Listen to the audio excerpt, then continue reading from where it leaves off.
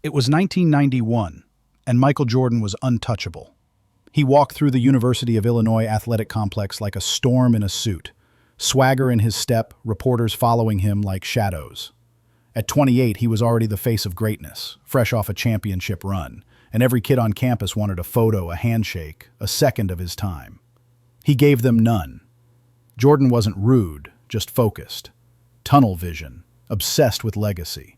So when a skinny white kid with a backpack full of physics books nervously approached him outside the gym, Jordan barely slowed his stride. "Excuse me, Mr. Jordan?" the boy asked, voice cracking. Jordan looked down over his sunglasses. The kid looked like he'd wandered out of a library. Messy hair, oversized coat, thick South African accent. Not an athlete, not a threat. Just another nerd trying to orbit greatness for a second. "I'm Elon," the boy said, holding out a hand. I just wanted to say, you're my hero." Jordan didn't shake it. Instead, he smirked, waved the kid off, and kept walking. "Thanks, computer man," he muttered, already halfway to the parking lot. He never thought of it again. If you enjoy these types of stories and want to see more, don't forget to like the video and subscribe to our channel. Decades passed. Michael Jordan became more than a basketball player. He became an empire. Shoes, stadiums, a billion-dollar brand. His name was printed on merchandise in over 100 countries. Presidents knew him. CEOs wanted to be him. But at 58, something began to shift. He noticed it first during an awards gala in LA. He arrived at the event, expecting the usual: handshakes, flashes, polite applause. Instead, he stepped out of the limo, and no one turned around. They were too busy looking at someone else. A man giving an interview, surrounded by press, laughing easily into the cameras. Jordan squinted. That face, the awkward grin was still there, but now it was sharper, more confident. A tailored suit replaced the oversized coat. And the press? They swarmed him like bees to sugar. "Elon Musk," someone shouted. "Can we get a photo?" Jordan froze. He hadn't heard that name in 30 years. And yet, now that computer man owned the moment. Jordan kept walking, unrecognized for the first time in his adult life. Inside the gala, things didn't get better. The seating chart placed him at table 9, not the head table, not near the stage, table 9. From his spot in the corner, he watched as Elon was called up to deliver a keynote. The applause was thunderous. Standing ovation, phones out, lights flashing. Jordan clapped too, but slowly. A different kind of sweat formed on his brow. Not from nerves, from memory. Because suddenly, he did remember.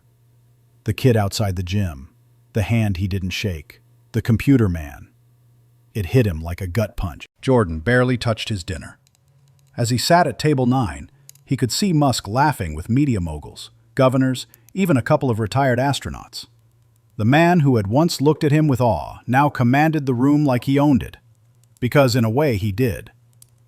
During a brief lull in the evening, Jordan pulled out his phone and began scrolling. He typed in the name, Elon Musk. The screen lit up with headlines. SpaceX to launch next mission to Mars. Tesla surpasses Toyota in global market share. Elon Musk named Time's Person of the Year. Every tap felt like a jab to the ribs. Jordan wasn't jealous, he had his empire. But something deeper festered beneath the surface. A quiet shame. He began to wonder, was I always that cold? He remembered the thousands of fans over the years. The kids who screamed his name from the bleachers. The ones who waited outside arenas in the rain, just for a glimpse. How many had he brushed off? How many had he seen as nobodies? Suddenly, a wave of nausea hit him. Not from the wine, not from the food, from the truth. He had built his career on being superhuman, untouchable. But now he saw what he had missed, the people, the connections, the souls behind the stairs. The next morning, Jordan canceled his flight. He stayed in LA and checked into a quiet hotel in the hills. No press, no meetings, just silence. He ordered room service and opened an old box of college memorabilia he had asked his assistant to ship overnight. Inside were old photos, crumpled programs, scribbled playbooks. and at the very bottom, an envelope. A fan letter from 1991. The handwriting was neat, careful. The letterhead said, Elon R. Musk. He read it 3 times. Dear Mr. Jordan, I know you must get thousands of these, but I wanted to say that you've inspired me. I'm not an athlete, I'm more of a science guy. But watching how focused you are makes me want to be better, in my own way. If I ever build something important, I'll think of the drive you showed every time you hit the court. Jordan set the letter down. His throat tightened. He had never replied. Meanwhile, in a glass-paneled skyscraper in downtown Los Angeles, Elon was preparing for another event. One of his assistants walked in with a tablet. They want to know if you'd be okay presenting the award to Michael Jordan tonight. Elon raised an eyebrow. Jordan? Michael Jordan? Yeah. Lifetime Legacy Award. He chuckled. Didn't even know we were still giving those out. The assistant smirked nervously. Should I decline? Elon hesitated. For the briefest moment, a flicker of something passed across his face. Recognition. Not bitterness, not vengeance. Just memory. No, he said. I'll do it. The award ceremony was held at the historic Orpheum Theater, a venue that had once hosted Sinatra, Streisand, and now, billionaires. Jordan stood backstage, straightening his tux. His hands weren't used to trembling, but tonight they did. Not from fear, but anticipation. Regret had a weight, and tonight it hung on his shoulders like a wet coat. The host's voice echoed through the velvet-draped hall.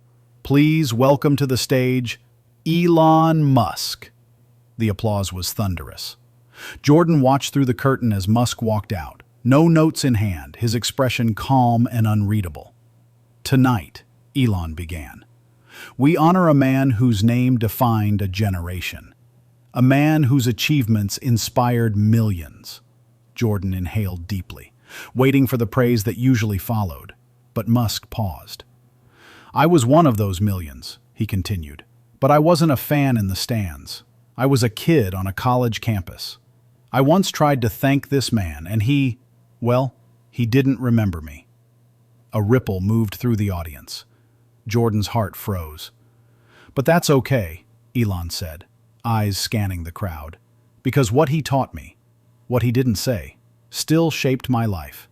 It reminded me that greatness isn't about being seen.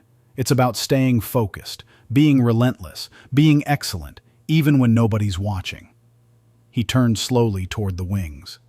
And that's why tonight, it's my honor to give this award to someone I once looked up to, and maybe, just maybe, someone I still do. The curtain parted. Jordan stepped onto the stage. The applause returned, but now it was laced with tension. Everyone felt it. The two men met at center stage. For a moment, neither spoke.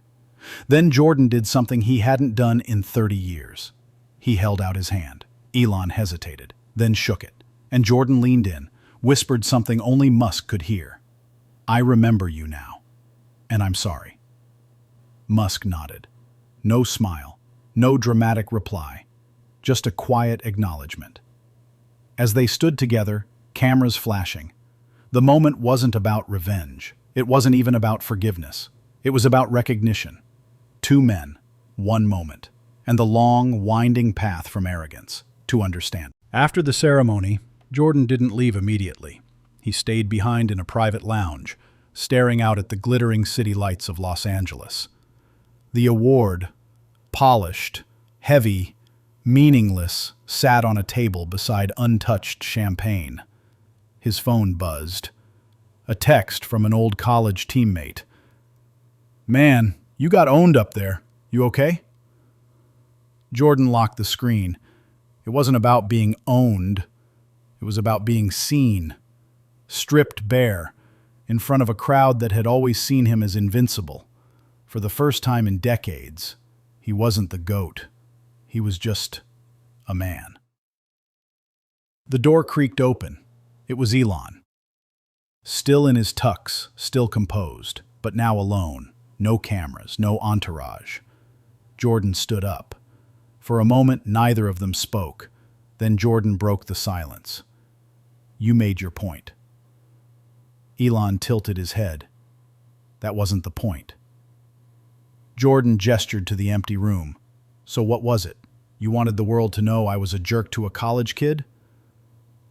Elon sat down. No. I wanted you to know I remembered, and that it didn't stop me. Jordan laughed bitterly. Well, I guess I should be proud. You should be grateful. Elon replied, voice calm but sharp. Not because I made it, but because you meant something, even when you didn't try. That landed hard. Jordan sat back down.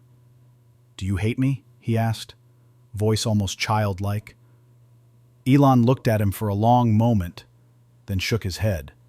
No, I just outgrew the need to be acknowledged. Jordan nodded slowly. Wish I'd done the same, before tonight. There was a long silence. Then Elon stood. We all play roles, Michael. Some of us are stars, some of us are fans, and sometimes, just sometimes, the fan becomes something more. He walked to the door, then paused. You don't owe me anything, but you owe that kid from 1991 a little respect. Then he left. Back in the hotel that night, Jordan couldn't sleep. He opened the old fan letter one more time. He picked up a pen, and for the first time in his life, wrote back.